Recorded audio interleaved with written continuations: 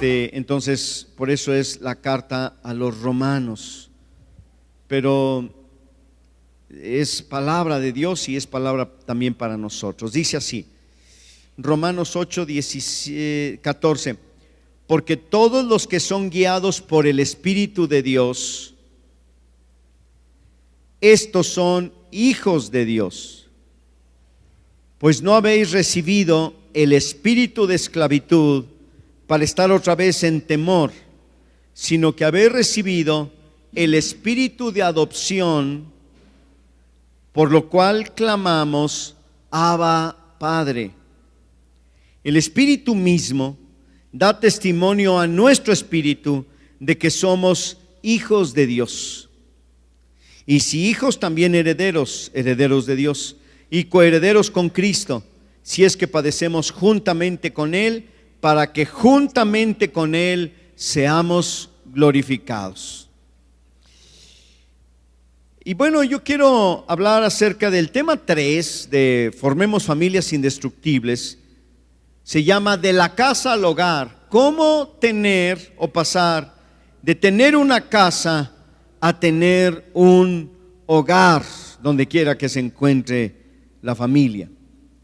Escribí lo siguiente, ponga atención. Una familia puede tener todo lo que necesita para vivir bien y no tener un hogar. Una familia puede tener vacaciones cada año o 2 veces al año y no tener un hogar. Una familia puede tener los mejores muebles y no tener un hogar. Una familia puede tener los mejores juguetes para sus hijos y no tener un hogar. Una familia puede tener aire acondicionado en su casa y aún así no tener un hogar y ventilador. Una familia puede tener la mejor tecnología en su casa y no tener un hogar. Una familia puede tener a sus hijos en las mejores escuelas de San Luis y no tener un hogar. Una familia puede tener una casa totalmente pagada y no tener un hogar. Una familia puede tener electricidad, agua caliente, internet, gas, cable, antena y teléfono, pero no un hogar.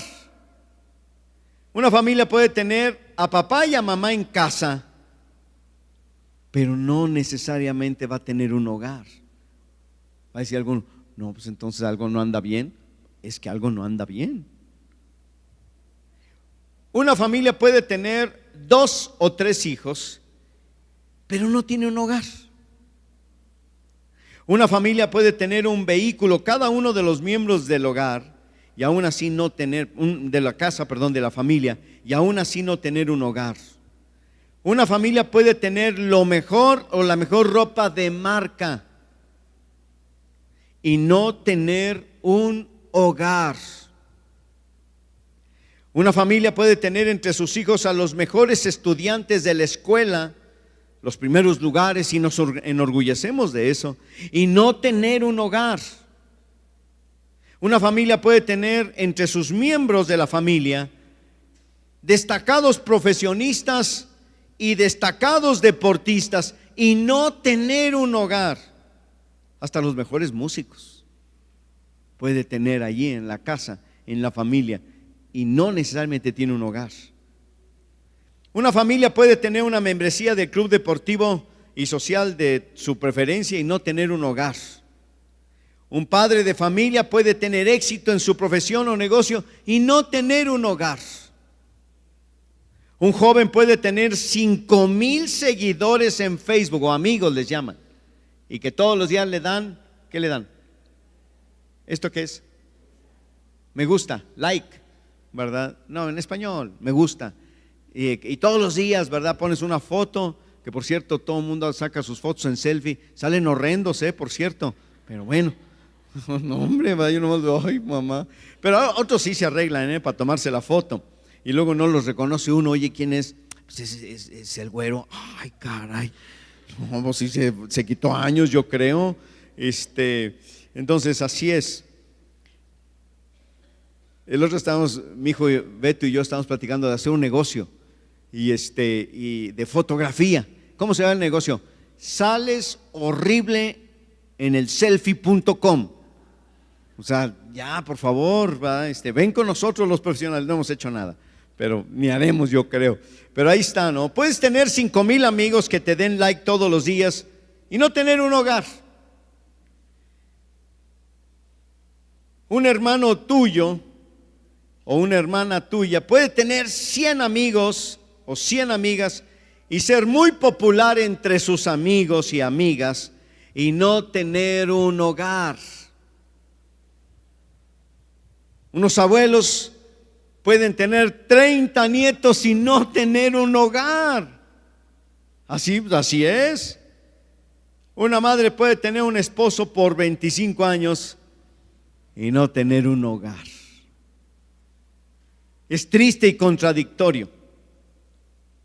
Imagínense una familia que tiene una casa pero no tiene un hogar.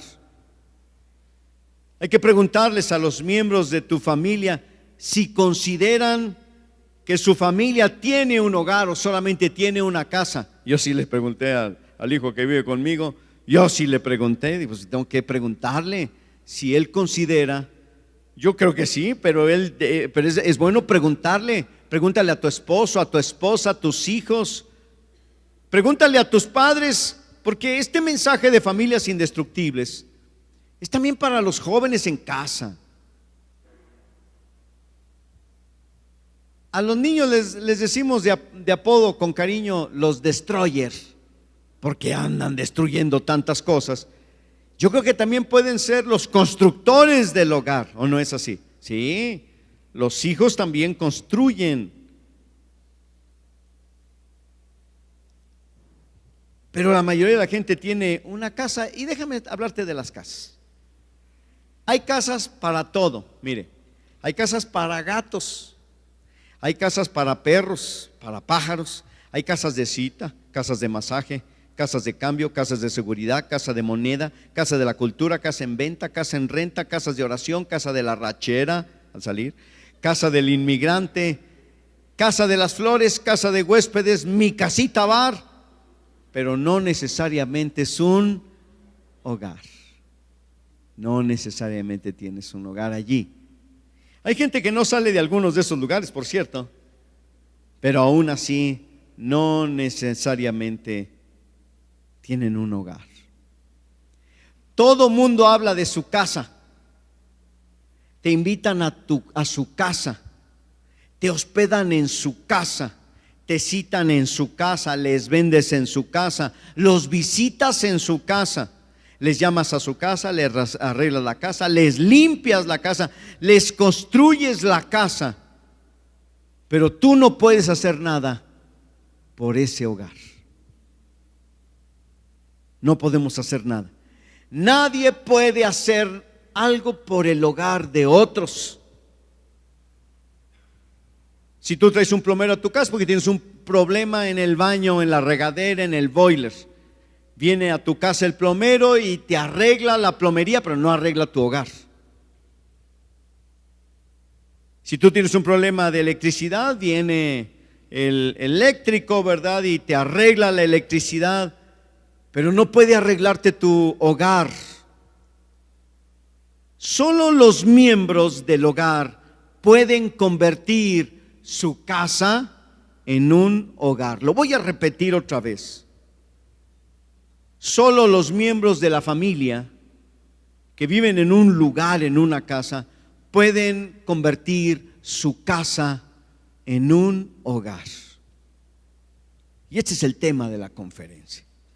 ¿Cómo le hacemos para convertir la casa en un hogar? Yo quisiera que cada uno de ustedes tuviera un hogar. Aunque vivan solos. Me quedé pensando en la semana sobre el tema, ¿verdad? Y decía, una persona que vive solo o sola puede tener un hogar. Y pues sí, oí claramente que Dios me decía que sí. Sí puede tener un hogar. Aunque requiere de un grupo para formar una familia, sí puede tener un hogar. Porque yo conozco personas que viven solos y solas, que han hecho de su casa, de su entorno, de su espacio, gracias a un ambiente que ellos ponen, como un hogar.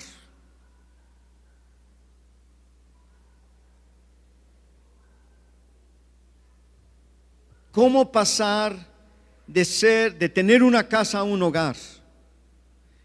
¿Qué significa el hogar? Según el diccionario, porque el diccionario, ¿verdad? Después de la Biblia, el Wikipedia te saca de muchos problemas, ¿a poco no? Para hacer la tarea, Wikipedia, ¿qué es? Todo para Wikipedia, para todo, ¿verdad? ¿Ya ofrendó para Wikipedia? No, ¿por qué? ¿Verdad? Bueno, pues es que luego piden dinero. Yo una vez di una ofrenda ahí para ese de Wikipedia. No, hombre, llevan como 10 años cobrándome. Y la otra ofrenda, la del siguiente año, ay, caray, pues nomás era una vez, pero bueno, eso me pasa. Según el diccionario, la palabra hogar se usa para designar a un lugar donde un individuo o un grupo familiar habita, creando en ellos la sensación de seguridad y de calma, de seguridad y calma. Es esa sensación lo que hace que el hogar sea algo diferente al concepto de casa, porque acuérdate que también hay mi casita bar, y no es nuestro hogar, aunque la gente pueda pasar mucho rato allí. El hogar es algo diferente al concepto de casa, pues la casa sencillamente se refiere a la vivienda física, no importa el tamaño de la casa. La palabra hogar proviene del lugar donde se encendía el fuego, o sea, de la hoguera, hogar, hoguera, y cuyo alrededor se reunía la familia para calentarse y alimentarse. Y el término, fíjense lo interesante, el término hogar en su derivación etimológica viene del latín focus, dando con ello a entender que se refiere al lugar en la casa donde se prepara una hoguera, en donde no solamente da calor, sino también da luz. En otros idiomas antiguos, el hogar significaba algo así como brillar, luz o el faro. Para nuestro objetivo, básicamente, es el conjunto de 3 elementos. Primero, una persona o un grupo de personas, o sea, la familia, 2 o 3 personas.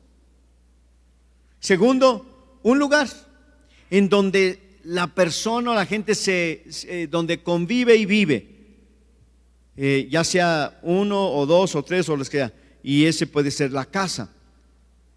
En otras palabras, se requiere una casa, claro, va a ser muy difícil tener un hogar en la Plaza de Armas o en Plaza San Luis, que algunos ya están haciendo de la Plaza Sendero su hogar, de ahí no salen. Pero bueno, y en tercer lugar, quizás lo más importante, un ambiente. Es el entorno o el estado en el que vive una familia o una persona allí. El ambiente es de suma importancia. Es el que realmente forma al hogar. Es el ambiente, es lo que forma el hogar. Pues como ya mencionamos, podemos tener una casa y aún podemos tener una familia, pero aún así no tener un hogar. Y la idea es tener un hogar, porque el hogar es el que se vuelve indestructible. Conozco una persona un hombre que su esposa se fue de la casa, lo dejó con sus hijos, y platicando con él, ¿verdad? Y déjame decirle, la señora no, pues no se fue con otro ni nada de eso, ¿verdad? Hasta donde sabemos, creo que no. Pero tuvieron problemas, ella se fue de la casa y él se quedó en su casa. Y entonces, platicando con él, le preguntamos que si nadie le había dicho, pues que se buscara otra persona que le hiciera compañía, ¿verdad? Otra mujer. Y me llamó la atención lo que él dijo, y para que diga eso un hombre, es porque debe ser muy hombre, de a de veras. Él dijo: yo tengo lo que necesito en donde vivo. Tengo una familia, mis hijos, y tengo un hogar, el lugar donde vivo. Yo tengo lo que necesito. Y yo dije: sí, así es.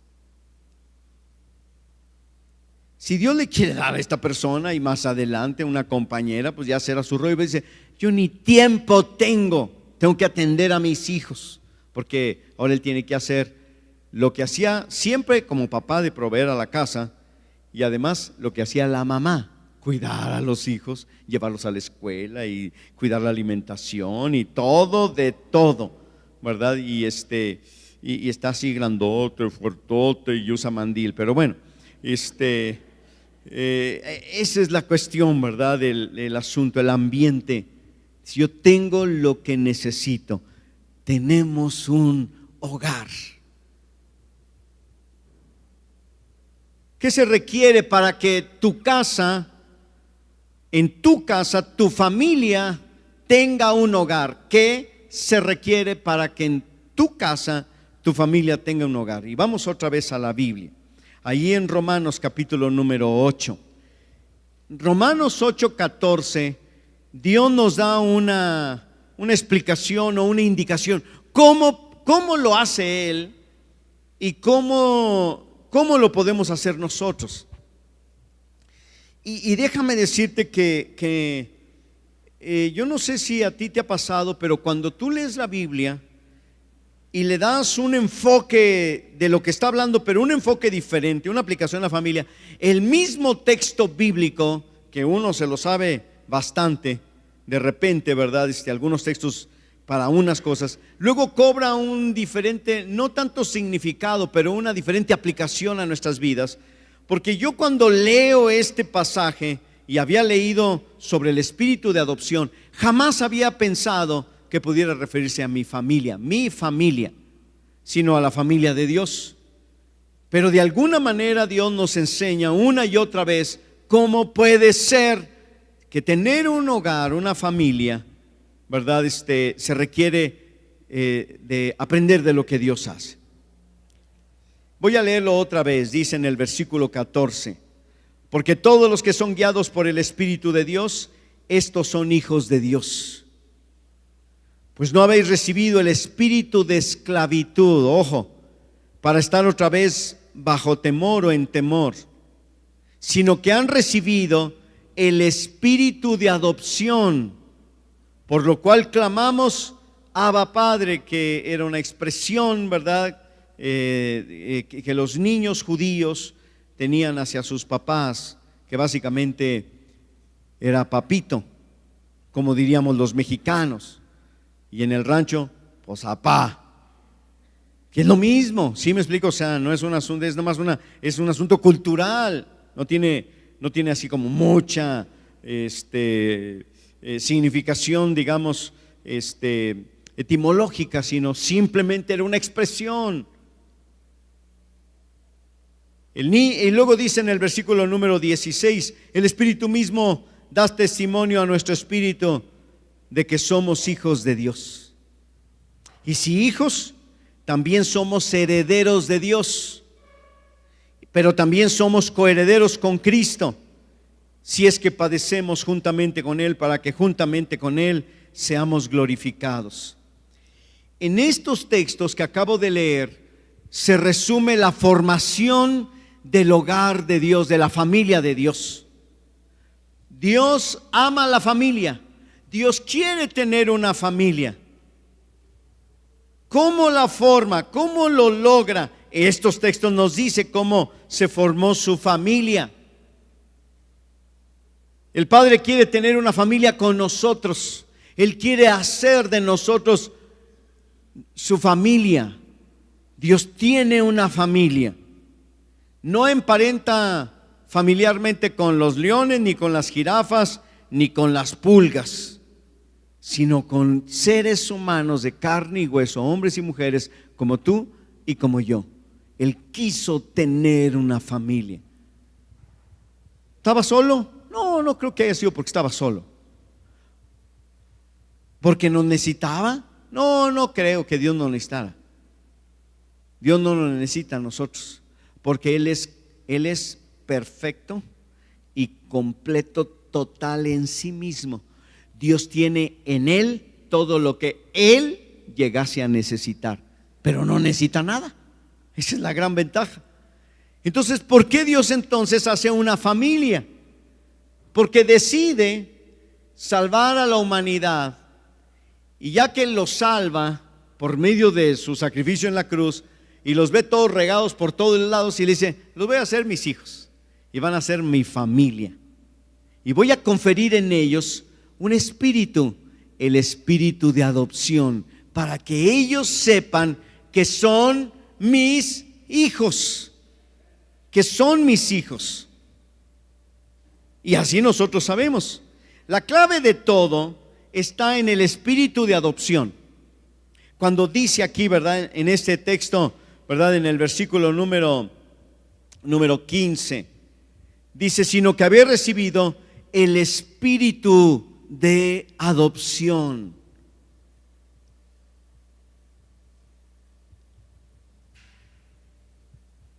Una señora el día del padre dijo: le doy gracias a Dios por el día del padre, aunque mi papá se murió hace 20 años.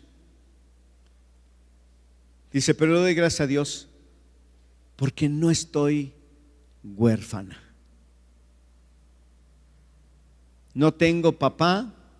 Era una joven cuando mi papá falleció, pero no soy huérfana, ni me siento huérfana, ni me siento sola.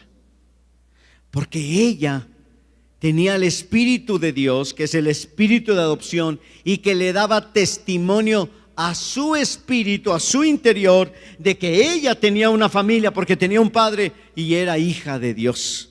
Es interesante cómo opera este espíritu de adopción. Cuando tú te sientas solo o sola porque no tienes papá o mamá, a lo mejor alguno de ustedes perdió a su papá o su mamá cuando eran unos adolescentes, unos niños o unos jóvenes. A lo mejor lo perdieron y siempre se han sentido como: híjole, si yo tuviera a mi papá, si yo tuviera a mi papá, ¿verdad? Claro, tenías que preguntarle a tu mamá, Capaz que le dices: mamá, si yo tuviera a mi papá, te va a decir tu mamá: serías una desgracia, mijo, porque tu papá me desgració a mí la vida. Que por cierto, desde que se fue no lo he vuelto a ver nunca más. Se me hace que se desapareció. ¿Será de los 120,000 desaparecidos de la guerra contra el narcotráfico? No lo sabemos. Pero pues aproveche. No, no es cierto, no voy a aprovechar nada de eso. Pero la cuestión es que a veces uno puede pensar eso: no, mi vida hubiera sido diferente si yo tuviera un papá, ¿verdad? Déjame decirte que en la Biblia, además del Padre Celestial, hay uno que le dicen: ustedes son hijos de vuestro padre el diablo. ¿Cómo la ve? ¿Qué le parece ese papá? No, ¿verdad que no? Entonces no te preocupes si no tienes papá terrenal. No vaya a ser que el diablo se quiera apuntar contigo. El punto es de esto, ¿verdad? Es que no tienes que, número uno, ni ser huérfano, ni sentirte como huérfano, ni andar solo o sola. ¿Por qué? Porque tú tienes el Padre de los cielos. A mí algo que me encanta de Jesús, por eso lo admiro a Jesús, es la persona más increíble. ¿Han visto cómo los niños no prestan nada? Cuidan sus juguetes, pero bastante bien, no dan nada, no prestan nada. Y si tú le dices: préstale el juguete, el niño te echa una mirada fulminante, como diciendo: préstale los tuyos, ¿verdad?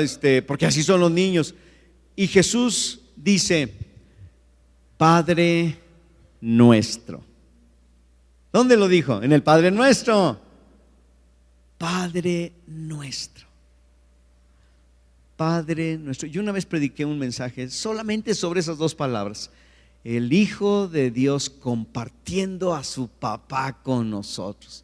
¿No le parece increíble eso? Es algo buenísimo. Imagínate. Yo sé que hay hijos que han admirado, ay, cómo me gustaría haber sido hijo de fulano de tal o hijo de mengano o lo que sé. Por ejemplo, cuando éramos niños teníamos unos vecinos que el papá, ¿verdad?, de los vecinos, aunque era gente de viajero, era bien buena persona. El señor Enoch era una persona que jugaba con sus hijos, ¿verdad? Y todo eso, ¿verdad? Realmente era tan bueno, salía con nosotros a jugar al fútbol en la calle, y luego se hizo amigo de mis papás y luego hasta vacacionábamos juntos con ellos, ¿verdad? Y luego su hijo se casó con mi hermana, ¿verdad? Mi papá se debe haber aclarado la garganta, pues sí, pues andaba paseándolos juntos, ¿verdad? Pero algo que me llama la atención es que yo deseaba, ¿verdad?, que él, porque mi papá no era así, o sea, mi papá todavía saluda de mano y casi no platica. Entonces, pero el señor Enoch, no, hombre, y la señora Lucha también nos abrazaba, eran tremendos, ¿no? Pero un día se perdió el señor Enoch, 9 años. No, fue un caos. Sus hijos se casaron sin su presencia. 9 años después lo encontraron. Terrible, ¿no? ¿Qué historia? Una historia de película, pero película mexicana. En donde uno de sus yernos se lo encuentra en la Ciudad de México.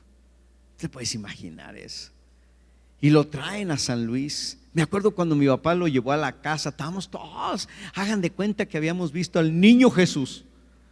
Hagan de cuenta, estábamos todos ahí, porque era como la familiaridad, ¿no? Pero yo pensé, si se me perdiera, aunque no hables, papá, pero aquí quédate. ¿Sí me explicó? O sea, tener papá, aunque no diga nada. No, prefiero mejor a mi papá. Pero Jesús sabe que tu papá y tu mamá son imperfectos, pero qué bueno que los tienes.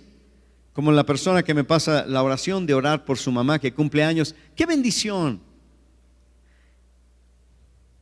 Pero por si te faltara alguien más, que regularmente nos falta, Jesús dice, te presto a mi papá y te lo presto para siempre. Amén. Padre nuestro. Y déjame decirte algo que nos dice la palabra. Da testimonio su Espíritu Santo en nosotros. Da testimonio de que somos hijos de Dios. Da testimonio de que somos hijos de Dios. Dios quiso formar una familia. Ahora, aquí hay algo todavía interesante. ¿Cómo le hace Dios para que nosotros, siendo adoptados, estemos seguros, plenamente seguros, de que a pesar de que no fuimos engendrados físicamente como Jesucristo, que fue engendrado de la Virgen, pero también del Padre, del Espíritu Santo, pero nosotros no? ¿Cómo puedo yo saber que de alguna manera soy su hijo si no soy engendrado por Él, como fue Jesucristo? Porque Él pone en mí y en ti y en cada uno de sus hijos un espíritu, se llama el Espíritu Santo. El espíritu que habita en nosotros, el espíritu que fue derramado en nosotros, el espíritu que no solamente está en nosotros, sino que hace que el amor de Dios sea derramado en nuestros corazones por su Espíritu. El Espíritu Santo en nuestras vidas hace muchas cosas. O sea, el Espíritu Santo nos guía a toda la verdad. El Espíritu Santo tiene dones y ministerios para poder servir a Dios y a los demás. El Espíritu Santo en ti es una garantía de que Dios te va a llevar al cielo, entre muchas otras cosas de lo que la Biblia dice que es el Espíritu Santo, el Espíritu eterno de Dios. Bueno, una de ellas es que el Espíritu Santo te dice y nos dice a cada uno de nosotros que somos hijos de Dios. Nos da testimonio de que somos hijos de Dios. A veces nosotros vemos a otros hijos de Dios que parecen hijos de Don Sata. Se portan pero como el diablo, ¿verdad? Y hasta decimos muchacho del demonio a uno de nuestros hijos, ¿verdad? Muchacho del demonio, ¿verdad? Engendro del mal. Y decimos eso, pero no, es tuyo. Es tu hijo, es tu hija, ¿verdad? Entonces, el Espíritu de Santo en nosotros nos da testimonio de que somos hijos de Dios. Y luego dice en el versículo que estamos leyendo en el 15, bueno, en el 14, ¿verdad? En el 16, el Espíritu mismo da testimonio a nuestro espíritu de que somos hijos de Dios. Y luego dice, y que somos herederos y coherederos con Cristo. Por eso yo mencioné que Cristo nos presta a su papá para siempre y heredamos de él. Eso está bien, ¿no? O sea, no te presta tu papá para unas vacaciones, no te presta tu papá para el día del padre, ¿verdad? Llegues y como no tienes papá, pues órale. O cuando hacemos las actividades de padres hijos, ¿no? Alguien puede llevar a una niña, ¿verdad? Algún tío, algún abuelito, ¿verdad? O lo que sea, en una de los días estos que hubo de las princesas, ¿verdad? Y todo eso. Hubo abuelos que, por ejemplo, ahí en Agape Vespertino hay uno donde se le muere el hijo al señor, ¿verdad? Y deja 2 niños. Y él dice, yo llevé a mi hija a la noche de princesas. Y entonces, pues él es el abuelo, no es el papá. Y es solamente por una noche. Ok, buena noticia. Jesús dice, no solamente es por una noche, por una tarde, por un día del Padre. Es permanente y además, ¿qué crees? Es tan permanente que vas a estar en el testamento el día que heredes, que se lea el testamento. ¿No le da gusto? Es una bendición, ¿verdad?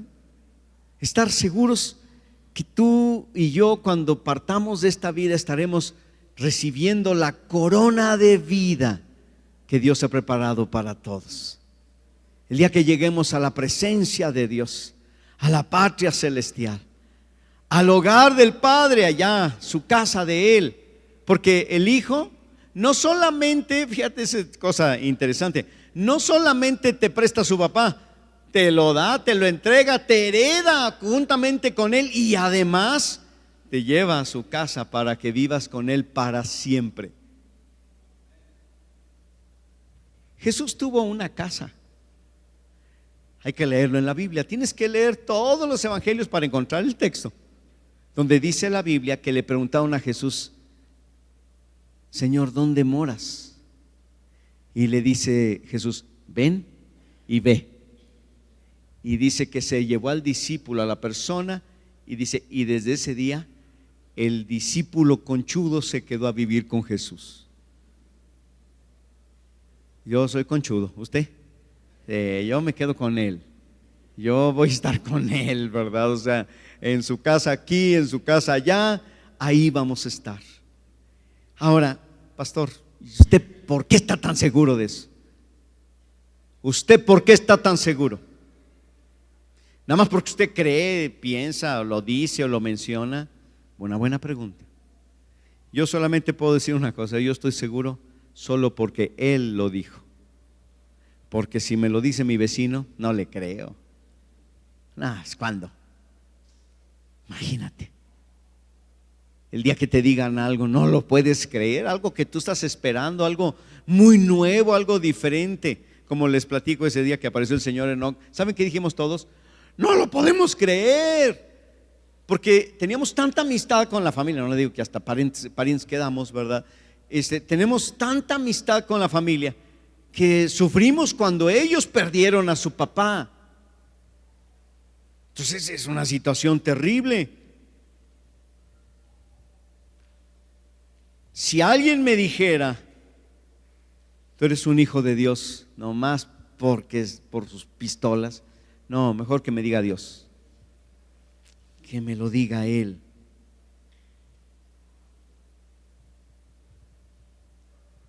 Cinco veces se menciona en estos textos la palabra espíritu. 5 veces. Primero hace una referencia al Espíritu de Dios. Luego hace dos referencias al espíritu del hombre. Dice espíritu de esclavitud, espíritu de adopción. Y luego viene el espíritu mismo, que es el Espíritu Santo, en el versículo 16. Y en el mismo versículo 16 otra vez aparece nuestro espíritu. Dice, el espíritu mismo habla de Dios, el Espíritu Santo, da testimonio a nuestro espíritu, el nuestro, de que también somos hijos de Dios. Pero en el verso 15 dice, no habéis recibido el espíritu de esclavitud, ese es el espíritu humano, sino el espíritu de adopción, es el espíritu que Dios nos confiere, el espíritu, ahí también entra la parte humana, nosotros. La clave de todo, como ya lo mencioné, es la frase espíritu de adopción. Eso significa que podemos convertir una casa en un hogar. Una casa se vuelve, una familia tiene un hogar y una casa se vuelve un hogar cuando en primer lugar hay seguridad de que somos parte de la familia, en donde los que habitan en el hogar, en la casa, por ejemplo en una casa, no tienen que pedir permiso para pasar de un lugar a otro, tienen que pedir ciertos permisos, o si nada más se queda un postrecito ahí, pues tiene que pedir permiso, ¿no? Pero ¿se ha fijado que los hijos tienen esta mentalidad? Piensan que todo lo que hay dentro de la casa es de ellos. O sea, la propiedad privada para ellos no existe, pero la propiedad privada es muy necesario, ¿o no? Sí, para eso le ponemos bardas y linderos y tu carro y tu reloj y tus cosas. Entonces la propiedad privada es un principio que incluso la Biblia lo menciona, la propiedad privada. Pero un niño en una casa no sabe la diferencia. Se come tu postre favorito, el último de los pedazos de la Carlota que quedaba allí, y tú lo pusiste en la parte de atrás del refri donde nadie lo viera, y dejan el traste allí. ¿A poco no? ¡Qué bárbaros! A mí me gustan unos jugos de manzana espumoso que parece chupirul, por eso nunca los compramos, nos da vergüenza la tienda salir con esos, pero de repente alguien nos da uno, ¿no? Así fríos. Entonces yo volteé a ver, ahí está atrás del refri, ahí está mango, no había nada, estaba vacío y lo habían guardado en el refri. No, por eso mejor llega uno y de una vez nos lo tomamos en ese rato, pues ya, si no me toca. Pero la cuestión es esta, ¿no? De que hay una participación, todo es de todos. Todo es de todos. Es una seguridad. Si bien es cierto que hay cosas que podríamos decir que le pertenecen a uno, esa es la ropa de tu hermano, esa es la ropa de esas es sus cosas, ¿va? Pero de alguna manera como que sentimos que es de todos, nomás lo pedimos prestado. Pero hay otras cosas que no tienen dueño, pero todos participamos de él. Una casa se vuelve un hogar cuando hay libertad del temor, que lo que no hay es miedo. Libertad del temor. Por eso dice la Escritura, no habéis recibido el espíritu de esclavitud para estar otra vez en temor. No hay peor cosa que el temor, y no hay cosa más maravillosa que no tener temor. Yo le he dicho muchas veces, yo si algo le admiro a mi mujer es que no me tenga miedo. Yo le digo a uno, por ejemplo, yo le digo a Luis, necesito mañana hablar contigo, es algo muy importante. Luis no duerme toda la noche. ¿Para qué me querrá el pastor? ¿Para qué me querrá el pastor? Uy, algo hice, ¿qué hice? Y le va a preguntar a los del grupo de alabanza, ¿qué hicieron? ¿Verdad? No, nada. ¿Qué hice, verdad? Y al otro día, pastor, como uno que me llamó a medianoche, llamó la señora como a las 2 de la mañana. Oye, algo pasó. y ya, ¿qué pasó? Entonces ya era la señora, ¿qué pasó? Que ¿para qué lo quieres? No, no me deja ni dormir a mí. Yo le digo que no se preocupe, que debe ser algo normal. Y luego ya me pasa el teléfono, ¿verdad? Pastor, no puedo dormir. ¿Para qué? O sea, con miedo, ¿verdad? Con temor. No, hombre, era para ver si me prestabas una bocina, porque él tenía unas bocinas. Necesito una bocinita para un evento. Pastor, esa hasta se la regalo. Sí, vamos, claro. Pues, ¿por qué miedo? Pues, ¿qué? ¿Verdad? Pero en la casa es lo más importante. Cuando yo hablo de libertad del temor, estoy hablando del miedo, del terror. No estoy hablando del respeto, de la honra y de la reverencia. Los hijos deben honrar a los padres, dice la Biblia. Y deben tener un temor reverente para que puedan obedecer. Como alguien dijo, un padre dijo: soy tu amigo, no tu cuate. Esa es la diferencia. Le decía un papá a su hijo: soy tu amigo, no tu cuate. Bien, esa es la diferencia. Podemos ser amigos, pero siempre existirá ese respeto. Pero una casa se vuelve un hogar cuando hay libertad del temor, cuando el niño, la niña no vive bajo el temor, escucha la voz del padre, escucha la voz de la mamá. Ahora déjame decirte, si hiciste algo malo, chamaco, pues, y oyes la voz de tu mamá, te va a ocurrir lo del síndrome de Adán y Eva. ¿Se acuerdan? Cuando oyeron la voz de Dios que se paseaba libremente por el huerto, córrele, y se escondieron. ¿Tú crees esconderse de Dios? Una casa se vuelve un hogar cuando hay libertad del temor, cuando hay aceptación, cuando el papá y la mamá saben que tienen un hijo que quizás pueda tener una deficiencia o un desperfecto de nacimiento o lo que haya sido, y aún así los aceptan como son. Una casa se vuelve un hogar cuando hay amor, amor verdadero, no amor condicional.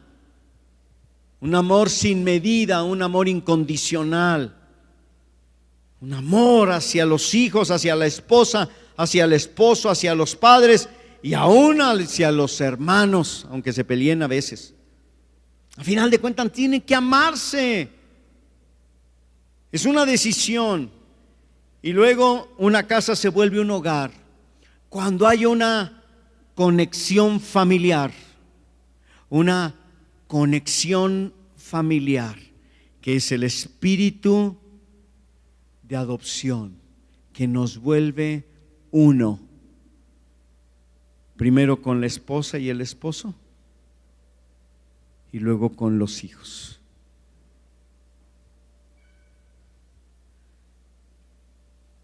La próxima semana voy a hablar de la conexión del matrimonio. Hoy estamos hablando de la conexión familiar.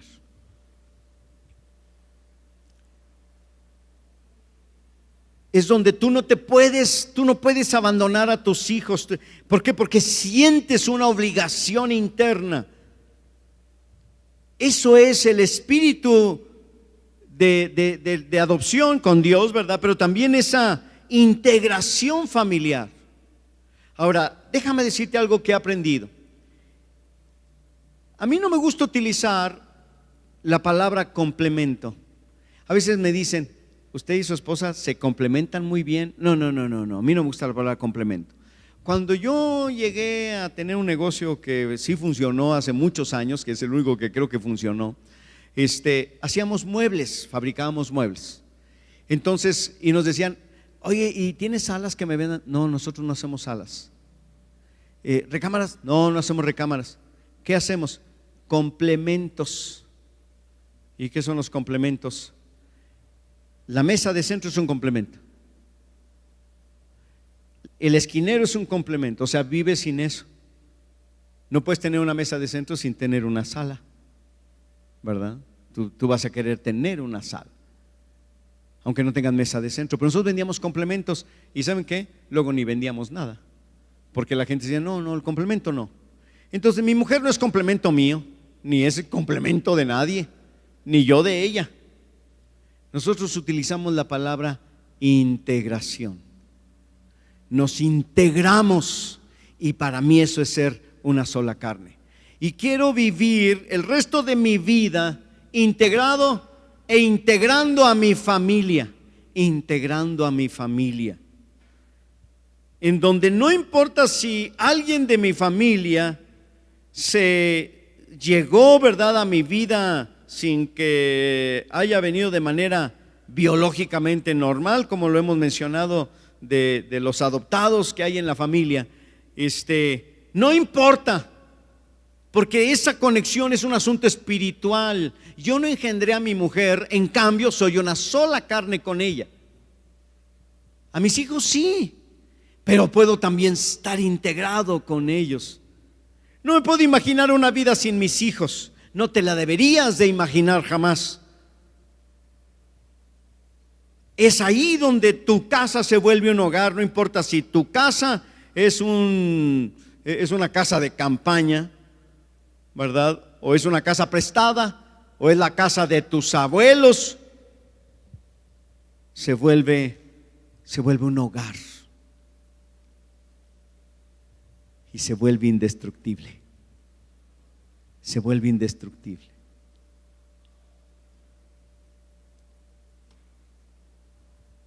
Los hijos no se pueden divorciar de los padres. Los hermanos no se pueden divorciar de sus hermanos. El divorcio existe, según el gobierno, para cuando tienes problemas, y según Dios, porque te metiste en problemas. O sea, el divorcio es el resultado del pecado. El divorcio no es una opción, ¿verdad?, para solucionar tus broncas matrimoniales. El divorcio es el resultado del pecado, de la maldad. Está en la Biblia, que por cierto Dios perdona todo, gracias a Dios que Él perdona y restaura nuestras vidas. Una casa se vuelve un hogar cuando hay confianza. Ese es el lenguaje del espíritu de la adopción. Hay confianza.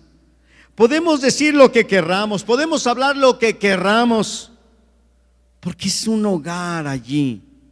Una casa se vuelve un hogar cuando las personas que integran una familia comparten el mismo sufrimiento.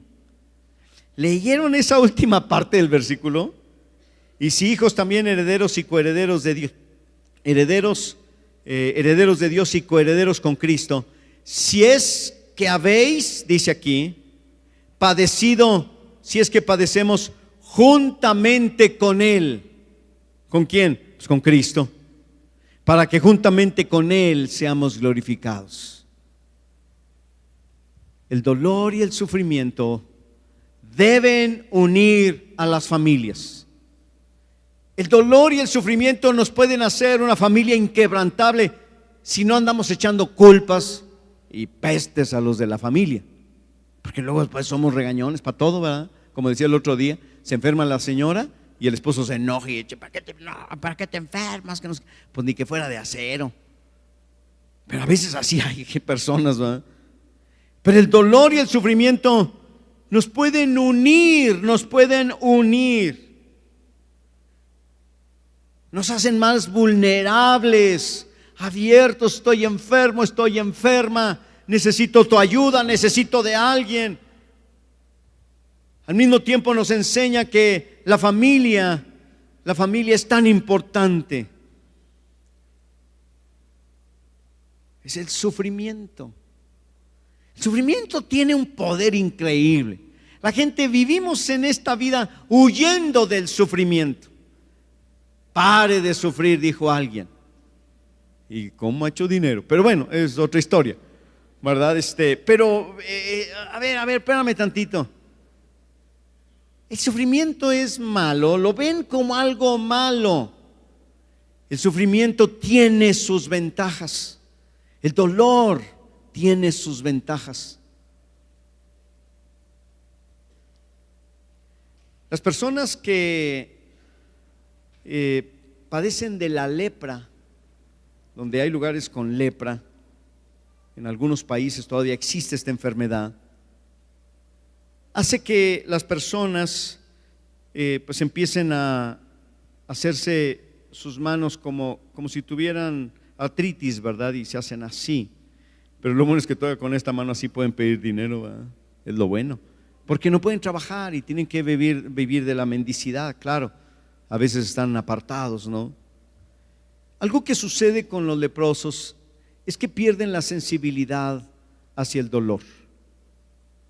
Y un leproso, si se abrocha muy fuerte las cintas de sus zapatos, como no siente, se le puede venir un problema al pie por la falta de circulación. Además empiezan a perder la movilidad de ciertas partes del cuerpo. El doctor Brand, no me acuerdo ahorita cómo se apellidaba, escribió un libro que se llama La maravilla del dolor. La maravilla del dolor. Y él tenía un hospital para leprosos en la India. Y él, otro de los problemas del leproso es que pierden la movilidad de los párpados y los ojos se les secan. Y el tipo hizo un invento mexicano, pero pues creo que era inglés o americano, no sé qué era. Entonces el hombre, ¿verdad? De un ligamento de una parte del cuerpo, después de una operación, los operaba y les metía el ligamento por atrás del cachete hasta el párpado. Y luego les daba chicles. Así como tú cuando mascas chicle, ¿te has fijado que cierras los ojos? No, yo los tengo bien abiertos. Bueno, entonces cierra la boca cuando masques chicle, por favor. Entonces ellos libraban de la pérdida, se libraban de perder los ojos gracias al invento del doctor Brand. ¡Qué maravilla! Y era un misionero, médico misionero. Su padre había fundado ese hospital, él había continuado con esa obra de Dios. El dolor tiene su lugar aún en la familia. Nos puede unir, nos hace vulnerables. Y después de pagar el precio por tu familia a causa del dolor,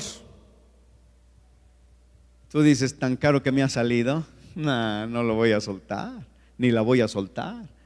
Tan caro que me ha costado, aquí me quedo, y la familia se vuelve indestructible. No habrá nada que destruya la iglesia. No hay nada que destruya la iglesia. Al último, después de que pase todo lo que va a pasar según lo que la Biblia dice de Apocalipsis, al final viene Cristo por su iglesia. O sea, va a haber iglesia hasta el final. Porque para Dios la idea de la iglesia es para siempre, porque es su familia, y la familia es para siempre. Con esa mentalidad se forma una familia indestructible.